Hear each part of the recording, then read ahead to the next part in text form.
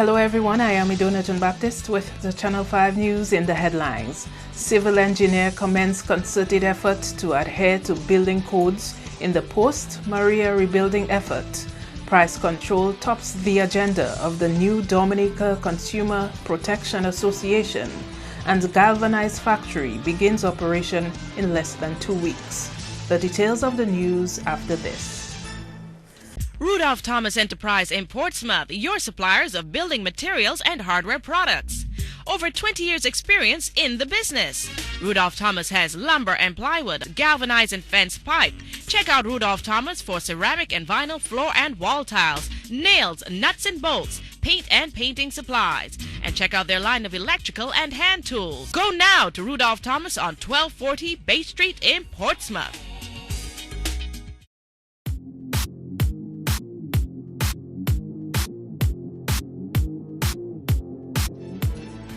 Welcome back.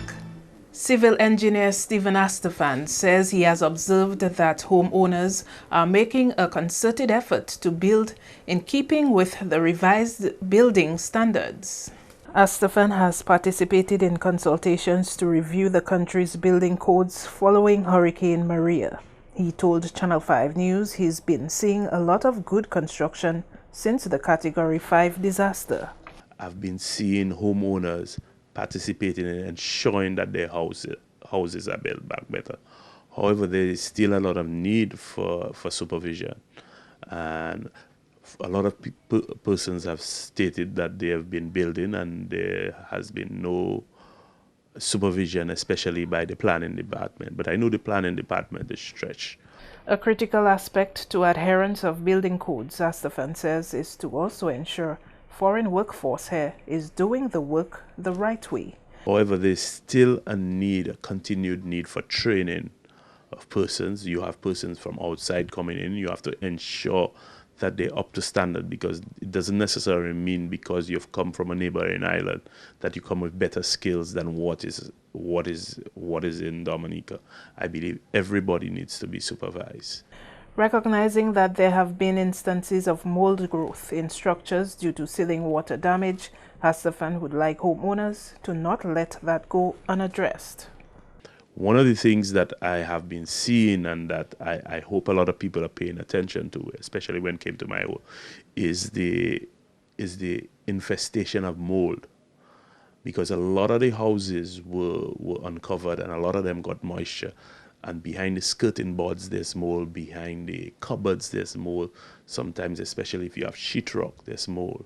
So, and there have been a couple instances where there's certain buildings in Dominica which are mold infested, and there have been complaints about it.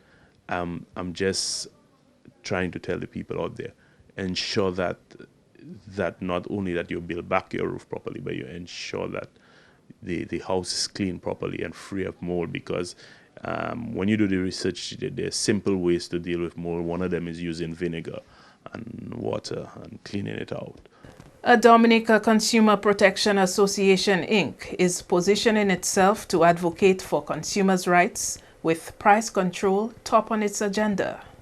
Price gouging as a result of Hurricane Maria is a concern for the non-governmental organization.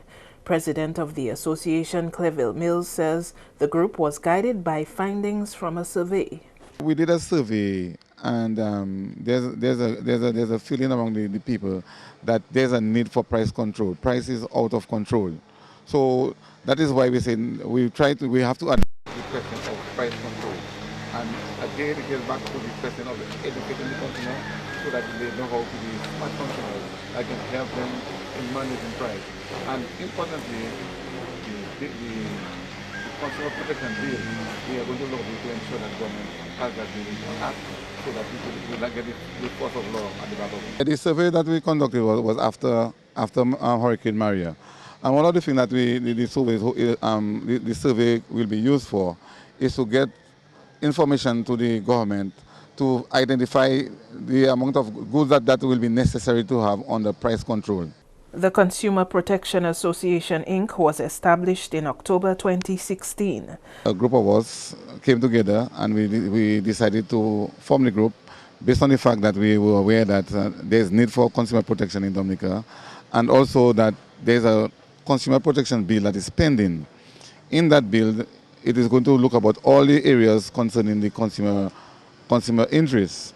So the Consumer Protection Association really is there as an advocacy group to represent the interests of the consumer, to let them be aware of their rights and their responsibilities. You know, the consumer have certain rights that they need to be aware of. Mills says it will be necessary to work with the Ministry of Trade as they pursue their mission. In the early stages, we are guided by the Ministry of Trade, because it's also in the interest of the Ministry of Trade to ensure that there is consumer protection. They are interested in consumer affairs. There's a Department of Consumer Affairs. The only difference is that the consumer affairs, in the ministry will not be able to do all the advocacy work, because is a government body. But as an NGO, as an independent body, you'll be able to better represent the interests of the consumer as an advocate. 83 done and 100 to go. That's the aim of Cottage Constituency MP, as housing continues to be the main focus after Hurricane Maria. During a recent visit to the Cottage constituency, Channel 5 News met up with the Member of Parliament for the area to find out how his constituency is doing approximately 10 months after Hurricane Maria. MP Reginald Austrie says the constituency is doing well, but the main focus remains on that of housing. He explained that many temporary houses were first constructed so that children could return to school in quick time. For us here in Cottage, we've been doing pretty well. We estimate that we suffered between 200 and 300 homes damaged or destroyed. And we have been rebuilding from the day after the hurricane, because we started by building what we consider to be temporary transitionary homes, because we had many people in the schools and in the churches, and we had to clear the schools in particular so the students could resume their education activities. To date, based on the information I have from the Ministry of Housing and my own assessment on the ground, we have repaired about 47 homes. And the repair can range from strengthening the foundation to re-roofing, to putting on some sidings, rebuilding washrooms, and so on. And we have done an additional 36 new homes, brand new homes.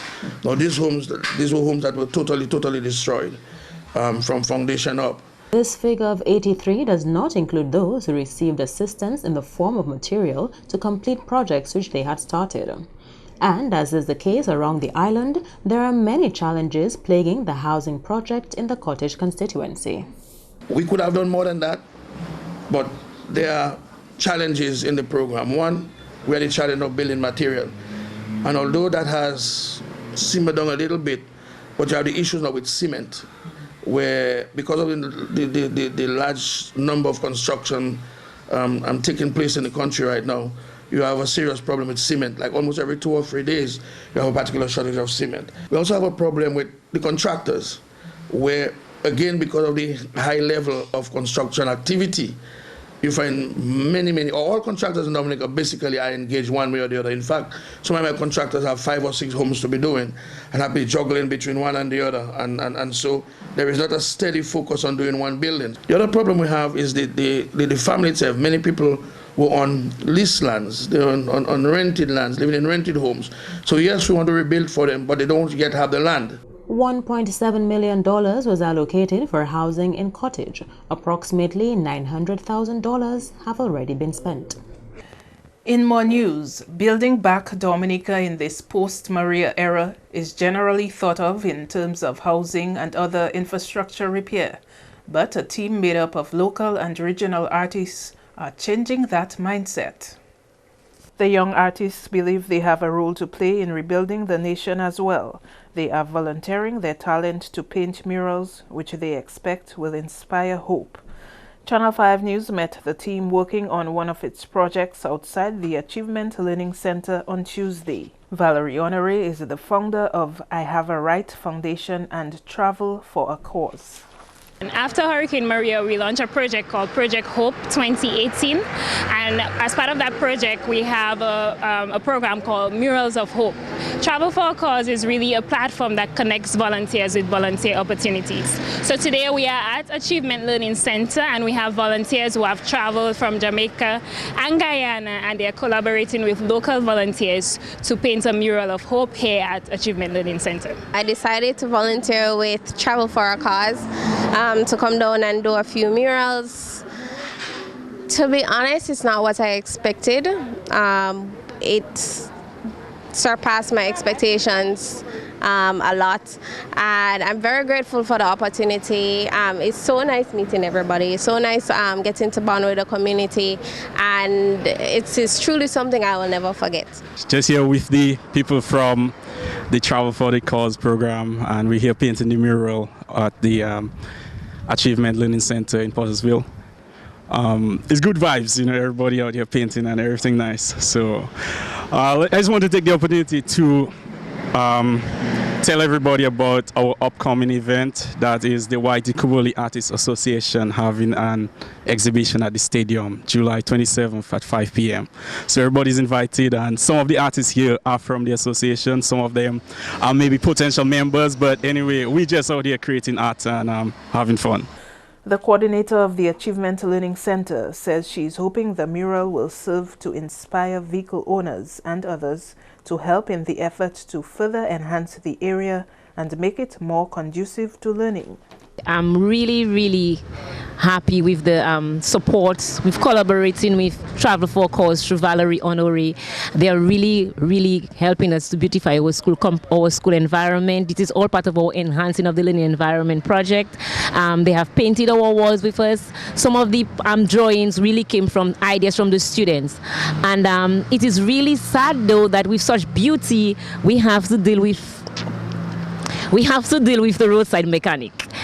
This is really an uphill battle, and then we are hoping that at least the painting will motivate him to remove this ugliness right here. Not only the ugliness here, but also access. We work with children with special needs, and there are some students who have to use a wheelchair. Parents, when they come in during the rain, they cannot really park at the front of the school. They have to park other places because there's a whole line of vehicles all parked at the front of the school. And then so we are hoping that with the beauty on the wall, that the authorities, the Roseau City Council and any other authorities can really advocate for us that we have access to our school by ensuring that the roadside mechanics get a suitable place so he can operate, and also our roadside mechanic can cooperate with us to get this ugliness right here, because it's really affecting all the beauty that we have. Coming up on the Channel 5 News, the DAEC submits its recommendations on the anti-terrorism bill. That and more when we return. M&J Covering is the producer of designed galvanized and galvalume in Dominica. They design to your specifications, color and length, 4 styles of galvanized and galvalume pre-painted roofing sheets as requested, and supply all your galvalume accessories. M&J Covering helps you control spending and reduce waste. At M&J Covering, they are also equipped to build your roof to precise standards anywhere on island. So come to M&J Covering at 1 Mile in Portsmouth, or call 445-5001-275-5003 today.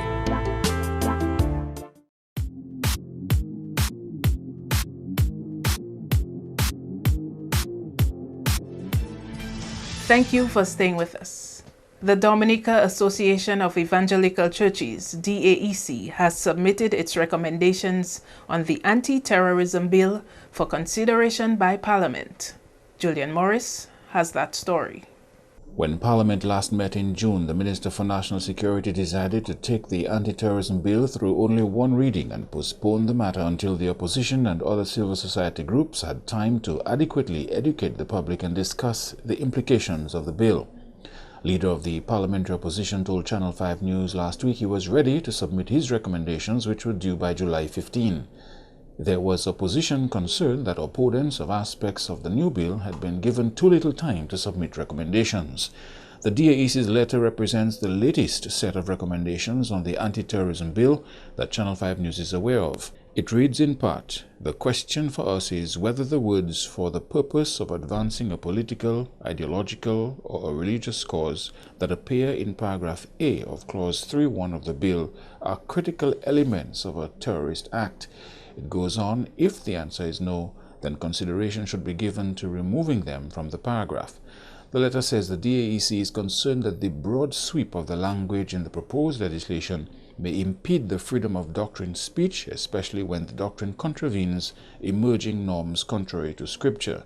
The DAEC also has concerns over Part 8, Clause 55.1 of the bill, which mandates every person to disclose information to the police officer or central authority. The DAEC believes the scope of that provision is very broad and adds that there does not appear to be any morally compelling reasons to criminalize the failure of a normal citizen to report acts preparatory to the commission of a terrorist act.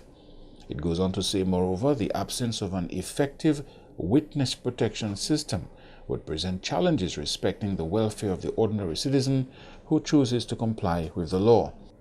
The letter states that while the DAEC is opposed to any form of terrorism, it seeks to ensure that the fundamental rights and freedoms of Dominican citizens, as well as their right to practice their faith without fear or intimidation, remain strong in this democracy. The letter is signed by the DAEC President, Reverend Randy Rodney, who is currently out of state. It's addressed to the Prime Minister and copied to the Secretary to the Cabinet, Minister for Justice, Attorney General, and Leader of the Parliamentary Opposition. Tourism Director Colin Piper has told tourism service providers that they should not look to tourism authorities on how they should perform as they prepare to welcome another carnival ship for the off-season. Piper's advice comes as the Discover Dominica Authority, which he leads, is hosting training sessions in quality service for service providers. Herb breeders and vendors received their certificates on Tuesday after completing the training. They also left with some wise counsel from Piper. You've learned a lot, but don't go and put it on the shelf. You have to implement it. Okay? When you next Tuesday when fascination comes and you want to go left, you know, you have to remember, no, I left is how I always go. This time I have to go right. You have to do it differently. If it is to be, it is up to me. Okay? So if you remember that it's not up to Mr. Badwill, it's not up to Mr. Piper, it's not up to the minister, it is up to you to merchandise the best that you can, to present your goods and your beads the best way that you can, and to make sure that when you offer the service, you've provided the best service that you can. Addressing criticism about his performance, the tourism director pointed out that he is being responsive to the welfare of service providers. So you have to make sure that you raise your standards and that when you approach these people, when you service these people, you're not serving them, you're providing a service to them. Just like I do to you. When I sit down in my office, although people say, well, Mr. Piper never did see or when he's in his office, what do you think I'm in my office doing? I'm thinking about how the best way it is for me to provide things for you guys to do, for us to bring the ships back, how we're going to keep the ships here, how we market the destination so people come. That is what I get paid to do. I have to do it to the best of my ability. So each of you, we picked our profession. We have to be the best that we can. And you interact with the customers even more than I do. Even more than I do. Because I don't make it down to the bayfront as often. I don't make it down every day. But when the passengers come off the cruise line, you are there. Regional Human Resource Development Consultant at the Caribbean Tourism Organization, Sharon Banfield Bovell, facilitated the training sessions. She has encouraged service providers to become the change that they want to see. Because that's where we gain the respect of others. When they recognize we're taking our businesses seriously, we're taking our vending seriously, we're taking our hair braiding and tour guiding and taxi services seriously. We're taking it so seriously that we're creating the standards that would allow us to make ourselves competitive, because we want to be able to deliver quality to our customers and to our guests. So I look forward to hearing good things from DDA about all of you, even the doubters, because I know that you came in here doubting and you came in here, as I said, the 30% of you. But I hope that 30% is going out saying, I can take away something from what was shared in here over the last 2 days, and I will commit myself to completing that personal action plan and to addressing each of those things that you know can make you a better service provider. In just under 2 weeks, the first ever galvanized factory in Dominica will begin operations. That's according to CEO of Varma Industries Caribbean Inc., Dr. Kamta Prasad. Varma Industries is a subsidiary of Varma Trinidad, which is the largest supplier of roofing material in the region. Prasad says the company is in Dominica at the request of Prime Minister Skirt, who saw the need for the ready and steady supply of high-quality galvanized to Dominica and neighboring Caribbean countries, especially with the advent of more severe weather systems. Dr. Prasad says Dominica is ideally located to be a key distributor of galvanized to the Eastern Caribbean. This is a good opportunity for Dominica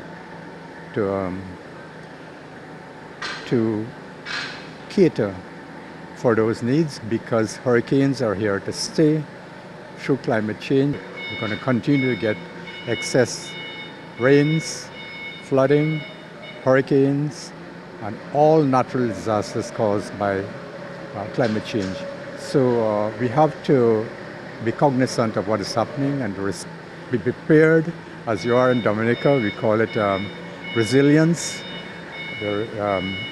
and plan and cater for the new norm that is present with us today. The project started on 16th April, and 3 months later, the infrastructure is almost complete. And this one here is going to be state-of-the-art, catering for the needs of Dominicans, as well as I said, the other islands in close proximity. Apart from that, we'll also be providing the people of Dominica with the materials that are specified by the government, that is 24 gauge and better. We'll be providing them with quality materials that meet or exceed all international standards. The building is almost completed. A plant already here. We have raw materials already here, and we're ready to produce as soon as we can get connections from Domlec. When the project is complete, it will provide direct employment for a minimum of 20 people, the majority of whom will be Dominican. We anticipate that 95% of our staff would be locals. We have no intention of remaining here with foreign staff. It's very expensive to keep foreigners here. So we'll be training so that locals can take over this operation and make it work for Dominica and the region. We anticipated that direct employment would be in the region of about 20 persons, and indirect would be many others. Indirect meaning we have haulers, people hauling containers from the port. We have suppliers of food and other equipment. We have cleaners. So apart from the direct employment, there would be the indirect employment for many others. Varma Industries is located next to the old DBMC building on Goodwill Road. And a multi-stakeholder partnership will be launched in a few months to fast-track specific elements of the CARICOM single ICT space. The announcement was made by Grenada's Prime Minister when he had recently addressed the 39th meeting of the Conference of CARICOM Heads in Jamaica. Prime Minister Mitchell is the lead head of government in the CARICOM quasi-cabinet with responsibility for science and technology. The single ICT space, a cross-sectoral and highly complex undertaking, is the digital layer of the CARICOM single market and economy. The single ICT space will allow for harmonization of the ICT and other legislative frameworks, the removal of roaming charges, the encouragement of digital entrepreneurship, equipping all citizens as digital citizens, and looking at ICT financial solutions, among other regional benefits. CARICOM heads of government approved the roadmap for the single ICT space in February 2017. At the Montego Bay Convention Center, the Prime Minister characterized ICT as a great enabler. He pointed out that the community had to ensure that all the steps that were being taken to implement the single ICT space were clear. He highlighted global developments in technology and placed emphasis on the General Data Protection Regulation, the GDPR, which the European Union brought into force in May. The GDPR is considered to be the world's strongest data protection rules. While the implications for the region are not yet known, the new development signals the need for the community to accelerate the tabling and adoption of its own data protection and data privacy laws. It provides the opportunity also for the region to collaborate and cooperate on an area that potentially touches all sectors.